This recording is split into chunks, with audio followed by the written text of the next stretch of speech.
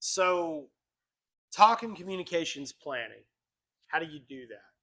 If you are doing anything other than just screwing around with radios or a little bit of ad hoc setting up a network, you need to have an adequate way to plan your communications. How do we do that? Signals operating instructions. Cue the intro.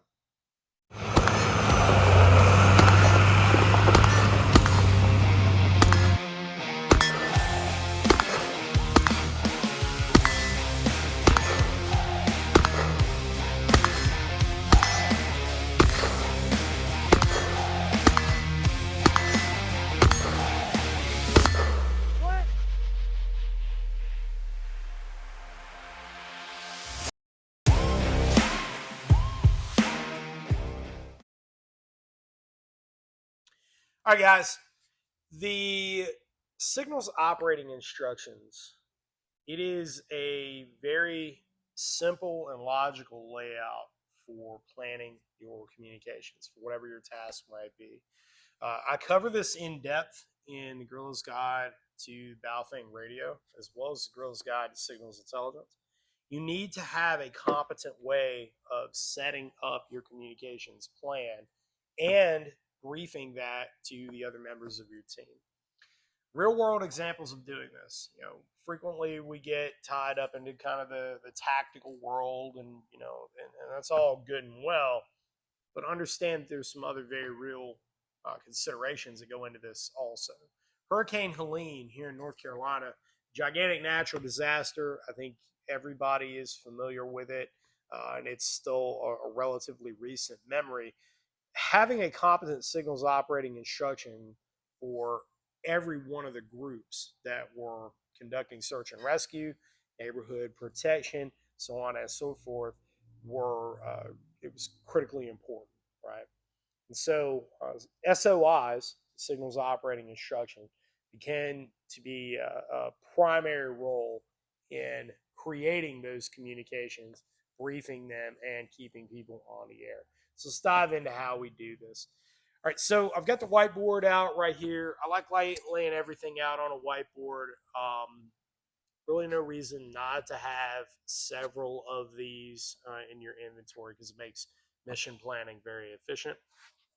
But up top, the SOI, and I have the schedule for the SOI, the effective dates. So, today's date, 7 June 2025 through 8 June 2025, just a 24-hour window. When you're briefing an SOI, after you've created one, you're briefing it to your team, you want to specify how long this is going to go on. All right. So with everything in mission planning, you want to follow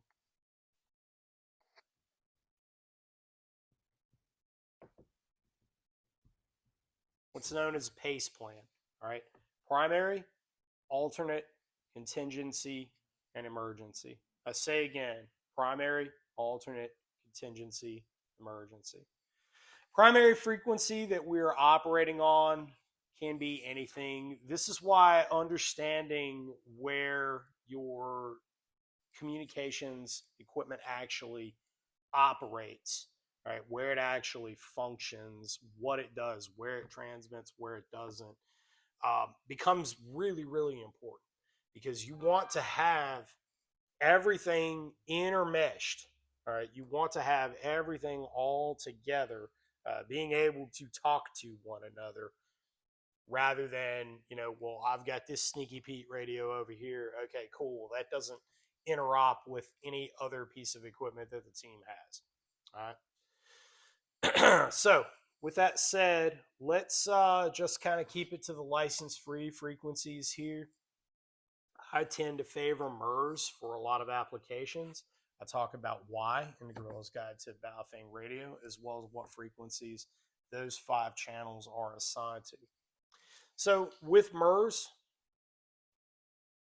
51.820 megahertz. This is MERS channel 1. Commit that one to memory. This is a really good one to start with. It's license free, and typically you won't find a whole lot of traffic on it. All right. Primary is what we're going to be operating on. Everybody on the team is going to be communicating on this frequency. All right, cool, right? Check that box. Well, let's say primary all of a sudden, for whatever reason, isn't working. I'm going to have to change over to something else. A technique I like using, since all of the equipment that I am going to be fielding is dual band in nature, meaning it is VHF as well as UHF.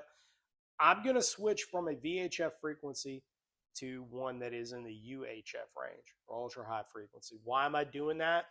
Well, I don't know what the mechanism of interference is that's preventing my communications from being effective on 151.82. I don't know what that is. It could be interfering with just that frequency. It could be interfering with that entire frequency range, however. So with that said, I'm going to go to UHF. All right, just kind of a good rule of thumb. And let's say 462.550, all right, which is going to put us in the FRS/GMRS range. All right. Again, FRS, Family Radio Service, license free. GMRS nominally requires a license, but okay, we won't get into that conversation right now. But they do share the same frequency space and the same channel assignments. Primary and alternate are essentially interchangeable. All right. One's not working, I'm going to go to the other one. What happens if alternate is not working? Well, now I need to alert someone else in my team who is assigned with personnel recovery, that coordination effort.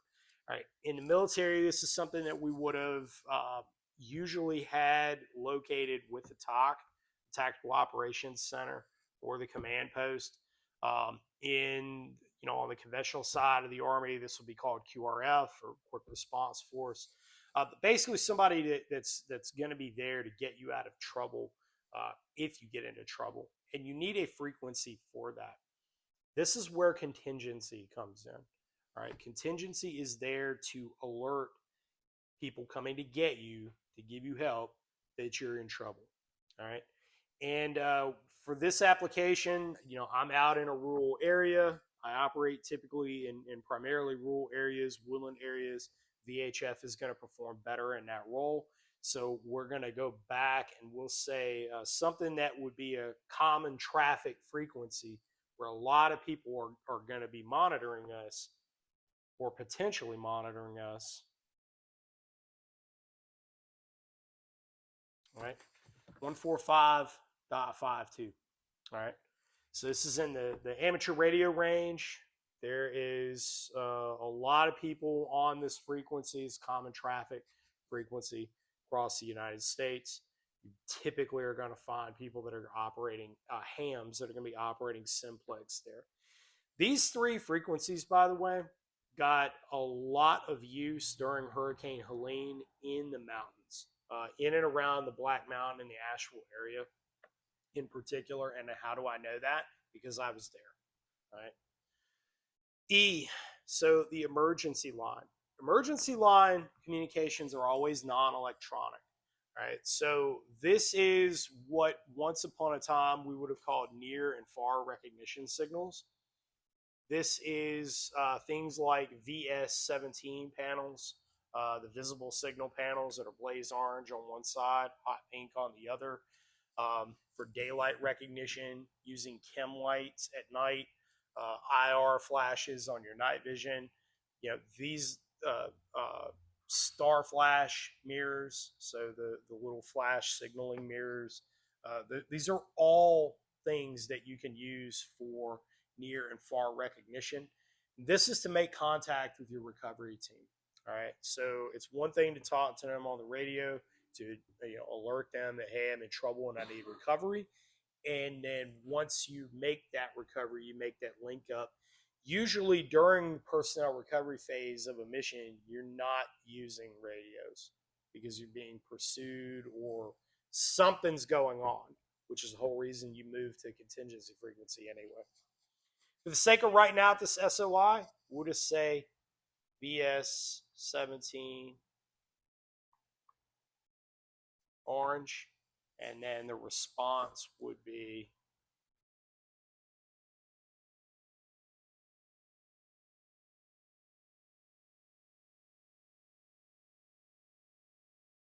BS17 panel, orange side out, and your response would be a green chem light. Pop that, put it on a run of 550 cord, and swing it. That makes a buzz saw, right? You can use this day or night. All right, so we have our PACE plan here. PACE plans really need to be committed to memory when it comes to mission planning, and not just for SOI, but for every aspect of your mission planning. All right, going down the list. Now we need call signs.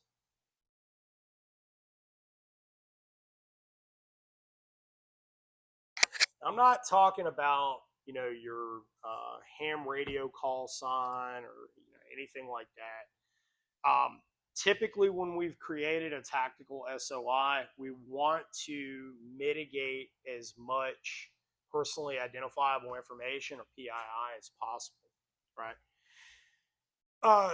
With that said, as I cover in the Guerrilla's Guide to Signals Intelligence, one of the things that you're listening for as an active listener, once you've intercepted your adversary's communications, whatever your target might be saying, is those identifying traits. And one of those things is looking for a pattern to their call signs.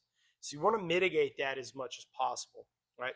So understand that with call signs, you typically will have 4, okay? Starting with the Tactical Operations Center, or whoever is in charge of that mission, right? Whoever is in command. Team 1, Team 2, so on and so forth down the list. These are your maneuver elements, all right? So this might be like first squad, second squad, so on and so forth.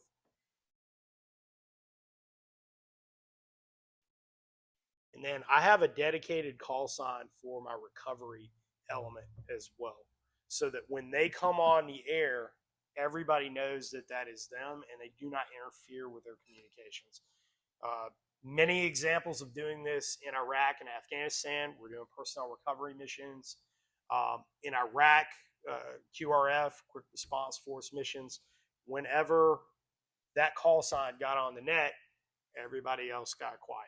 Right, all the other traffic went quiet because they obviously have the highest priority. When assigning call signs, I like to create call signs that have a theme to them. You can kind of get creative with it, but make sure that it has a flow. Back in the Army days, you'd have like 6 would be the commander, 7 would be the NCO in charge, so on and so forth. As civilians, we don't really necessarily have or want that consideration. We want to conceal that.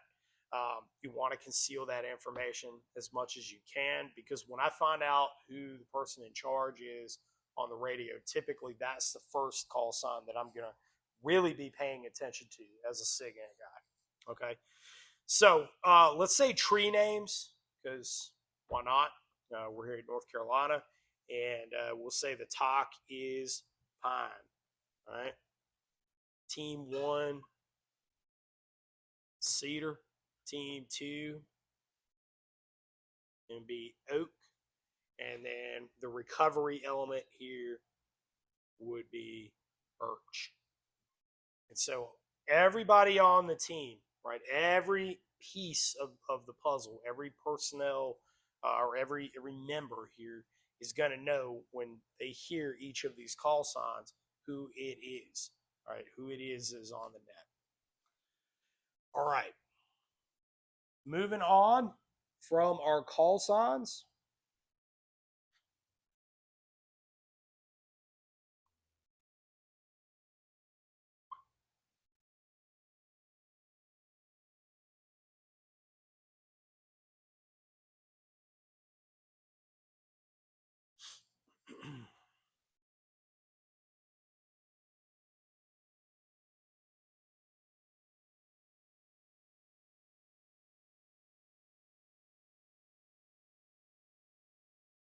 All right. First, challenge a password. All right. Challenge a password is always used in person. This is something that we know implicitly, and it goes along with the E line. So, I have my challenge, and then the response to it. June is the anniversary of D-Day. We've probably all seen Band of Brothers. If you haven't, you need to. And one of the most famous challenge and passwords of all time is Thunder and Flash, right? They utilize that in that. So you typically don't want to use uh, words that go together, right? You kind of want to have them apart from one another. A degree of separation or so. When I'm doing this, and the way to properly use a challenge a password is to not just shout out, to whoever's recovering you, pizza, for example, if that's what we were using. And then they give me the response. You're going to use it in conversation, right? So, for example, let's say since I've already spit it out there, let's say the challenge is pizza, response would be taco. We would use this in a sentence. So if I'm meeting up with whoever my recovery element is, and I say, "Hey, how was that pizza last night?" and they would respond with, "We didn't have pizza, we had tacos." That's how we conduct that exchange. Right. This is also known as exchanging bona fides, so that when you're being recovered, you give the proper one. It's an authentication process. If you give the wrong one, that's normally a sign of duress. That is an implicit way that we signal duress. All right. Number combination. This is another way to do it. So think of a number, any number, um, that is a single digit, greater than 1, less than 10, right? Most people come up with 7. I'm going to give you a number, we'll say 3, for example, and you would come back at me with 4. If I add those two together, that creates our number combination. Again, with challenge and password as well as the number combo, these are things that we're never going to say over the radio. They are in person only. The running password, or running password is also known as a duress word. The most famous one ever in the history of duress words is Mayday. We all know that. But this is a code word that's completely arbitrary. You can come up with it. And if you say it 3 times over the radio, usually on the contingency frequency, that signals that your team is in danger. All right. So running password, in this case, again, keeping with our theme of honor and D-Day, we could say Overlord in honor of Operation Overlord, which was the D-Day operation. All right. Going down the list here, we've got the search and rescue numerical encryption grid. And what this is a 10-letter word that has no repeating letters in it. It can also be a group of words. All right.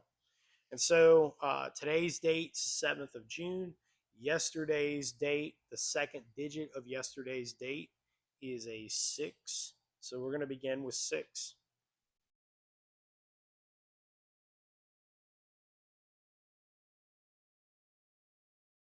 So we've got all 10 of our digits out here written out.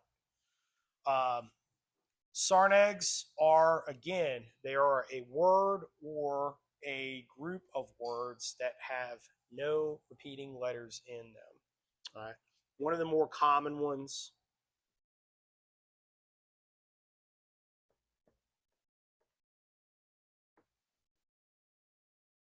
is Black Horse. All right. So no repeating letters in here. Again, I have to emphasize that based on the way we're using this. And you can use a Sarnag for a large number of things. All right. One of the things that we use them for is authentication. So if I say, pine, this is cedar, over. Cedar, this is Pine. Authenticate Bravo 7. So one call sign is asking the other to authenticate the SARNEG. They're going to respond with, Roger, I authenticate 6 Lima. That's going to tell people on the other end that I have the matching SARNEG and we are talking to the people that we actually expect to be communicating with. Right? I think that authentications of a physical nature, which is what this is, are going to become very important in the advent of AI on the battlefield. That's going to become critically important. And think back to Terminator 2, where Arnold is talking to John Connor, and this is, let's call your house, and he's talking. He's how's Wolfie, and the dog's barking in the backyard, and then the T-1000 was there, was actually like John Connor's stepmom. It killed everybody else in the house, and he gave the wrong authentication. That's the same thing that you're doing here, right? Other uses for SARNEGs, though.